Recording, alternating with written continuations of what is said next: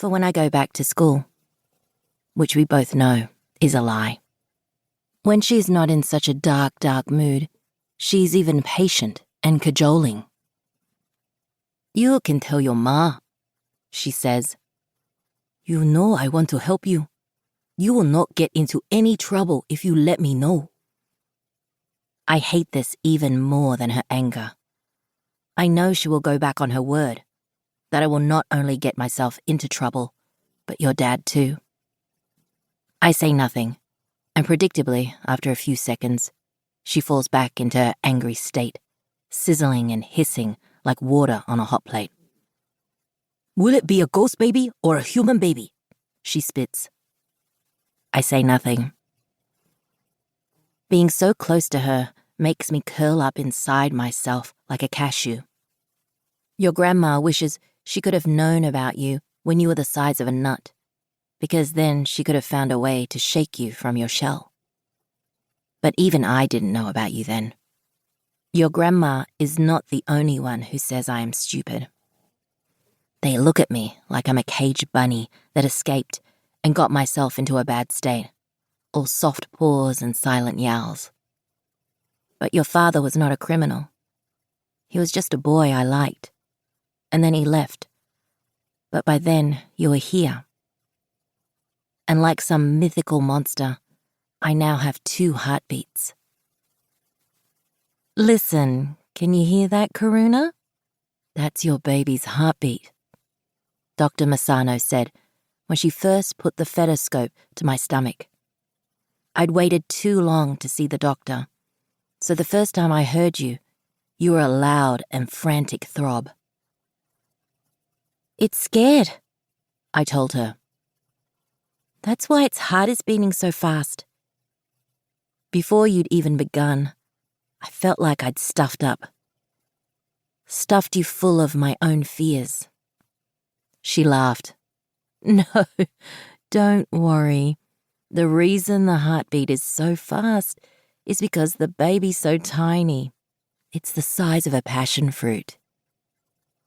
Ha! I thought. Passion fruit. I remembered all those Hail Marys at Christ Our Saviour College, kneeling during confession, trying to keep a straight face at fruit of thy womb.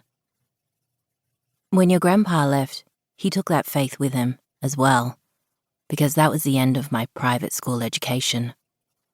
Now, lying in the dark with your grandma next to me, depressing half the bed and all of my life, I can only wait for you to come and shake things up.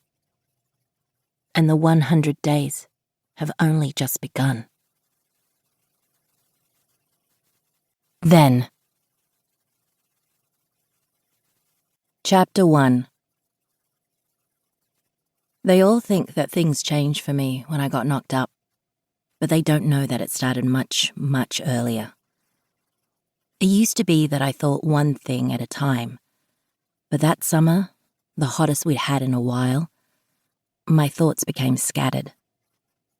Instead of marching in military formation through my mind, they dithered and loitered and looked in different windows.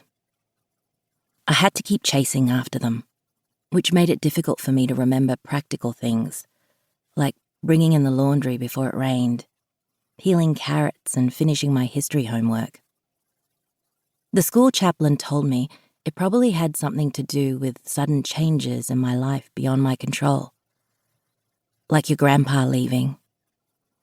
But I knew that wasn't it. It had started happening way before that.